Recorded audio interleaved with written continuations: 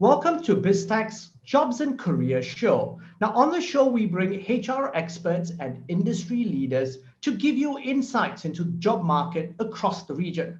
Who's hiring, who's not, what skills are in demand, and how you can stand out from other candidates in this challenging job market. Our guest today is Anthony Thompson, the Regional Managing Director, Asia Pacific, and also Global Executive Board Member, a Board Director of the Page Group. He's going to share insights on the talent trends in 2021 across the Asia Pacific region. Anthony, welcome to the show. Ryan, thank you for having me. Now, Anthony, give us a quick perspective of the hiring environment in 2020 leading to now post-Chinese New Year 2021.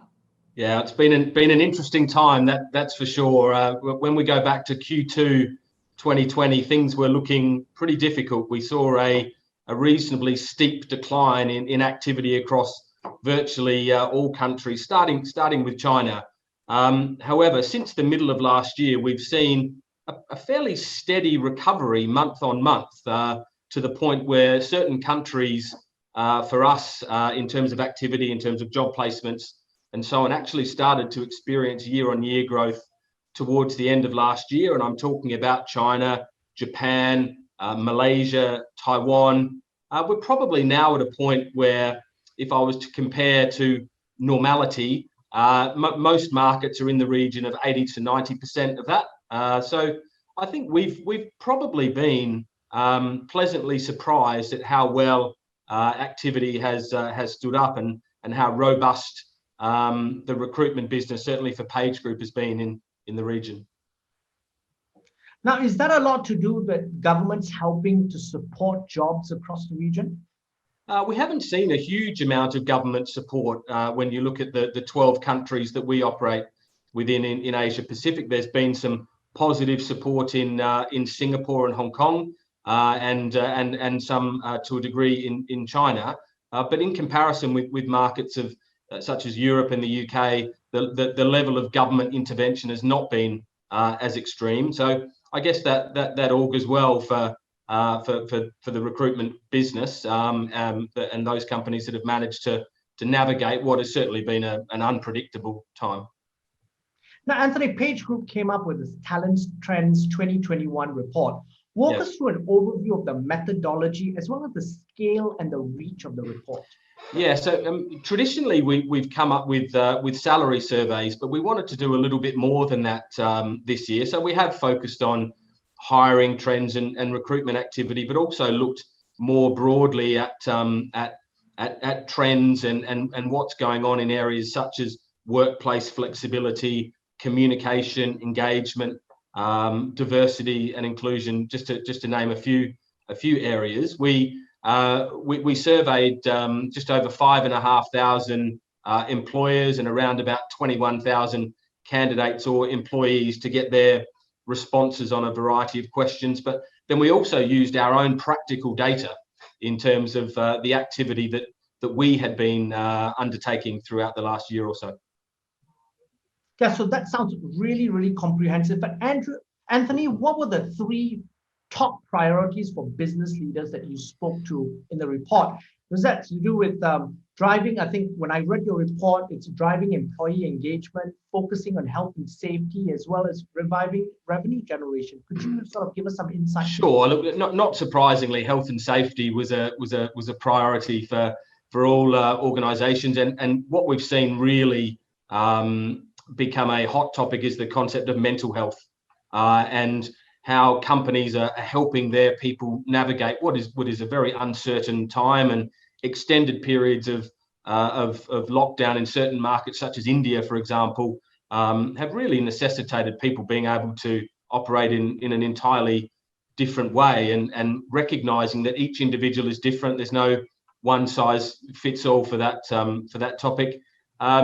Employee engagement and communication has been a very important topic as well, and I think the majority of companies have focused on almost over communicating to ensure that they do alleviate any concerns about perhaps people feeling very, very isolated. It was interesting though that the feedback from the survey was that there was an acknowledgement from employees that there was a significant increase in communication, but there were questions raised about the authenticity of the communication and the level of genuine empathy shown in that. So I think that's something for employers to be aware of. It's not just about a volume of communication, but what is the nature of that communication, and how is it landing with the audience. And finally, of course, looking at commercials and reviving revenue generation has been important. But what has probably struck me, I think, in terms of looking at lots of different organizations, and for us as well, we focused very much on retaining the shape of our business and not having any material changes in terms of headcount, with a view that we want to have a platform that's ready for the future, because we know that in this part of the world we're going to see growth and opportunity moving forward. A large number of companies have done the same. There are of course some who have substantially reduced headcount, and others who've changed structures materially. But there's a lot of organisations that retain pretty healthy levels of optimism about what the future holds in Asia Pacific. Is that also because I think Asia Pacific, from a macro perspective, seems to have come out of this a lot better than people anticipated? True, because I think governments have dealt with it better than perhaps in some countries in Europe, and the pandemic has been largely controlled. Singapore being a classic example of that. Yeah, look, I think that it is a combination of things. The reality is that in Asia, in particular, there is a lot of opportunity. Having worked in the region for 20 years or so, we've seen ups and downs, but I've always found that Asia bounces back quickly. There is a refusal to stay down for too long, almost. And yeah, we're certainly seeing that in Singapore, but we're seeing it in all of the other markets as well. And to some degree, I speculate that what we're seeing is an acceptance by many companies that there isn't going to be an imminent return to normality, and that this is going to be a challenge for some time. Therefore, there's no point waiting for a few weeks until things are normal to make decisions and move ahead. People need to, and companies need to deal with the reality of what we've got now, and that's what we're doing. And it's been, as I said, it's been encouraging and more positive than we probably thought it was going to be, going back to how things looked in Q2 2020. Now, Anthony, I want to go back to what you said. I'm going to pick up a couple of points. One was empathy. The second thing about mental health issues. Yes. Now, mental health issues traditionally have been, in many markets in Asia Pacific, a taboo subject. Yeah. How has that been dealt with in different markets?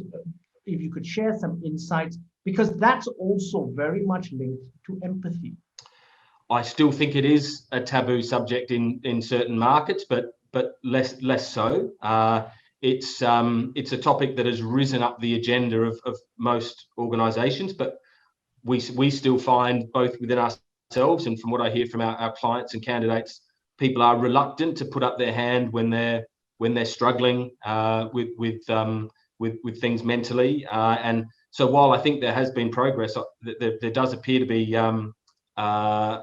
still a long way to go. Now, Anthony, let's talk about the positive, the growth side of the equation. And the four key areas your report highlighted. One is temporary work and contracting, which is on the rise. Secondly, growing investment from Chinese companies. Yes. Then ongoing demand in technology, health and life sciences, and also huge increase in demand for high potential and talented professionals. Well, perhaps let me address the last point first. I've always found this when we're in times of economic and other uncertainty, some employers can have a view that creates a scenario where they can perhaps attract and employ talent and pay less for them than in a more buoyant market. Yes. It's actually often the opposite of that. And many talented and experienced candidates become quite risk averse, taking the view that if they're going to take a chance to move somewhere else in an environment that is more uncertain, then they're demanding a premium. And certainly in some of the areas that you outline there, such as technology, healthcare and life sciences and so on, they are getting that. We have a situation where across certain skill sets and certain job types, the demand is outstripping supply, and that is putting upward pressure on salaries. The first point you raised about temporary or contract work is a really interesting one for us. If I look at Asia Pacific, we've had a strong temp and contracting business for a quarter of a century or more in Australia, as we have in the UK and France and other markets. But in many parts of Asia, it's still really an emerging concept. In China, it's something where we were able to secure a license to operate a temp and contracting business 2 or 3 years ago.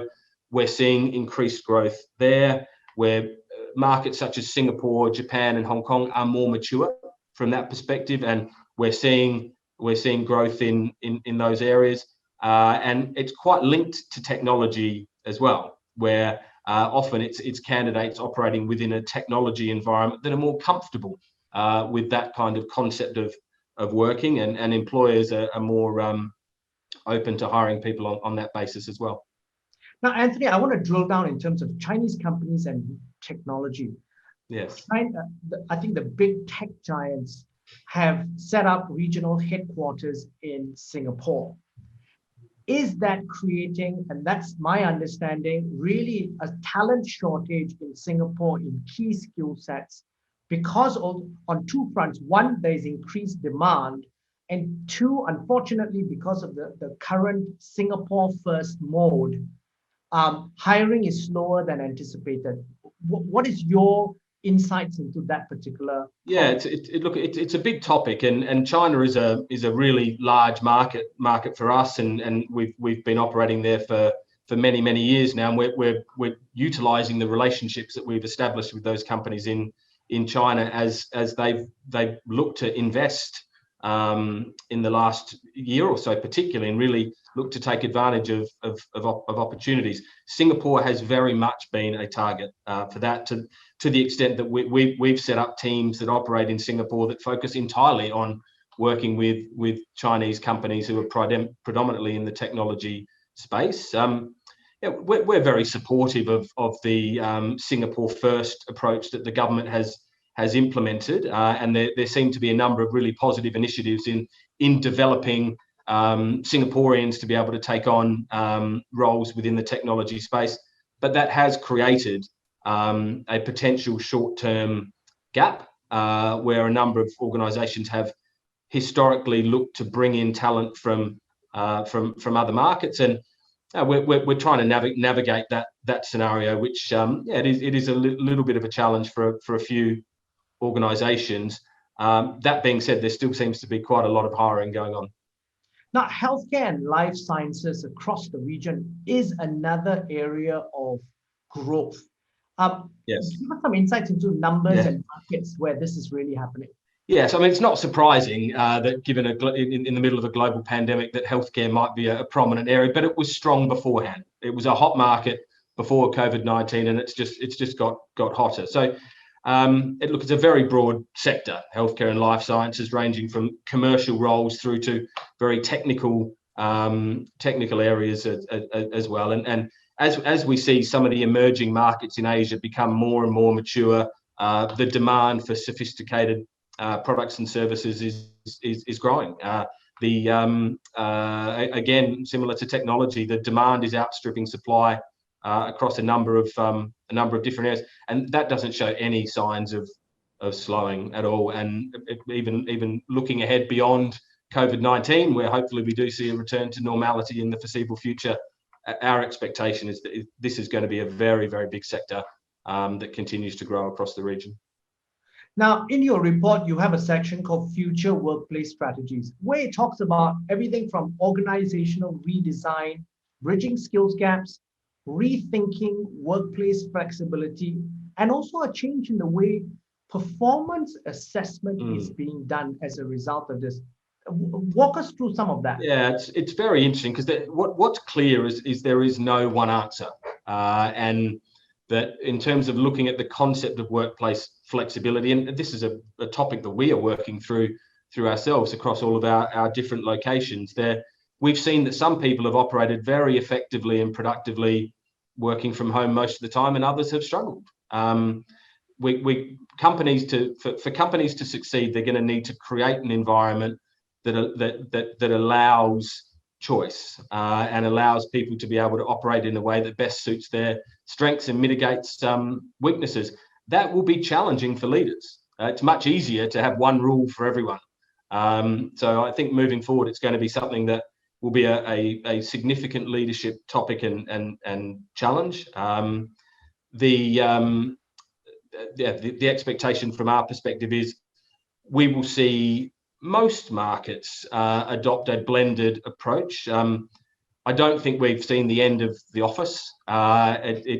We see many people who really want to be back in an office and back having that interaction. It also depends on what someone's personal circumstances are. If you're living in a beautiful house on the beach in Sydney, perhaps you're more comfortable working from home than if you're living with several generations of family in a tiny apartment somewhere else. So it's going to be about balance. It's going to be about choice.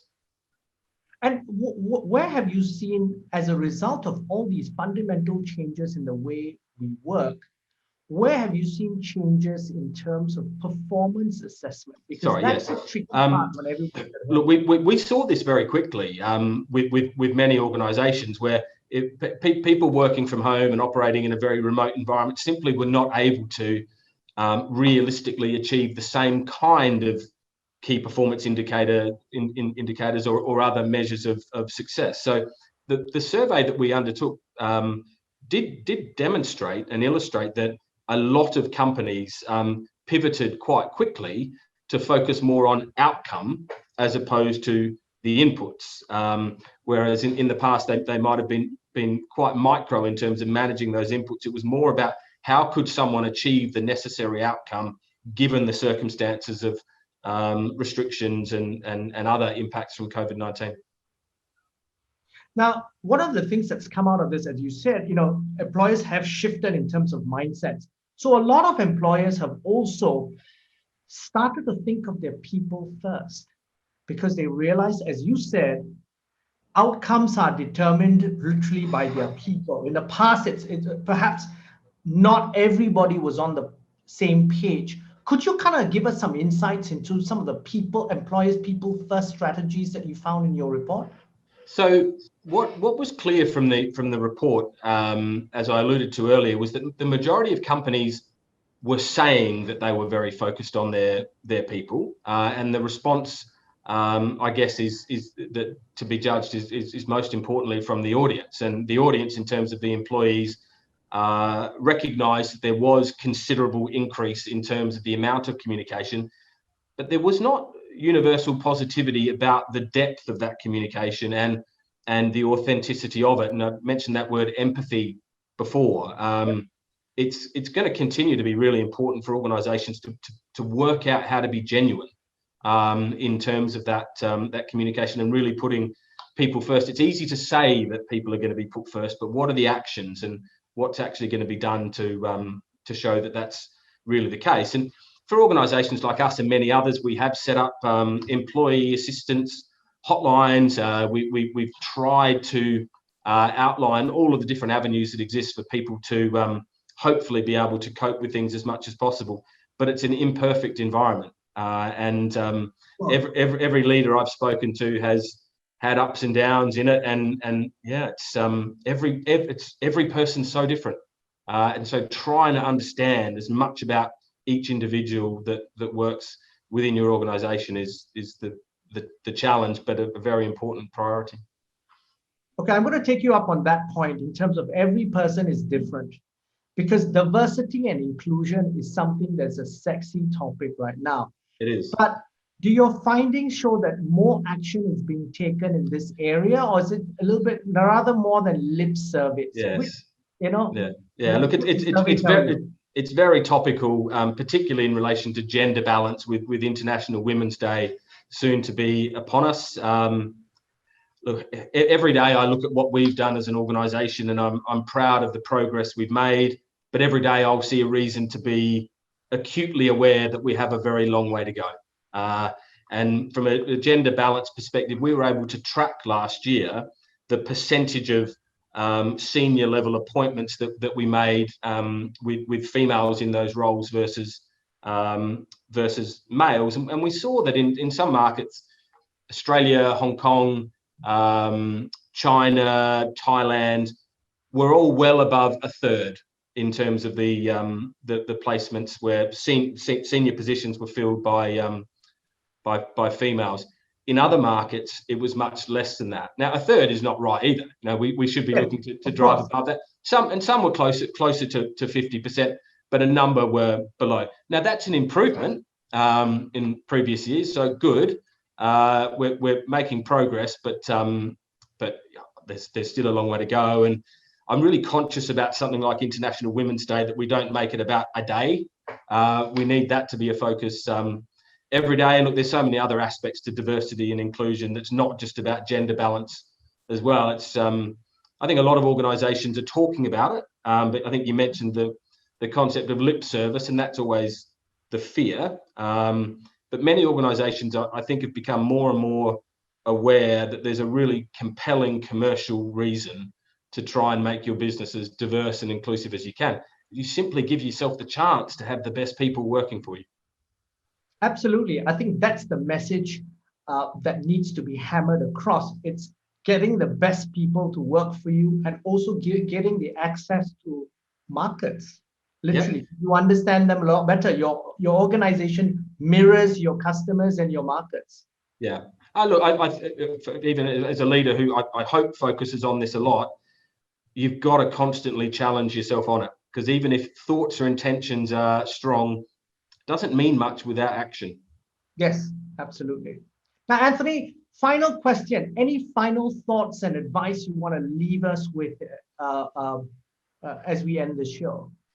Perhaps just to reiterate what I said earlier, it's been a very strange and difficult time.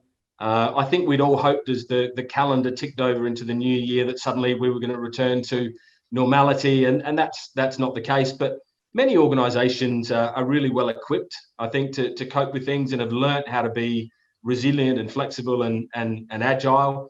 And I look at Asia Pacific and continue to be extremely optimistic about what the future holds, certainly for PageGroup and so many of our clients and candidates. The opportunities are significant, but I think we've got a challenging few months ahead at least, but with all of the capability of navigating that well.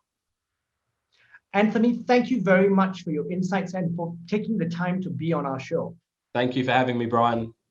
Now, we've been speaking to Anthony Thompson, the Regional Managing Director, Asia Pacific, and Global Executive Board Member of the PageGroup on BizTech's Jobs and Careers Show. I'm Brian Fernandez. Check out www.biztech.asia for business and technology conversations. This interview will also be on our Facebook and LinkedIn site, as well as our website. Thank you, and please subscribe to our various platforms.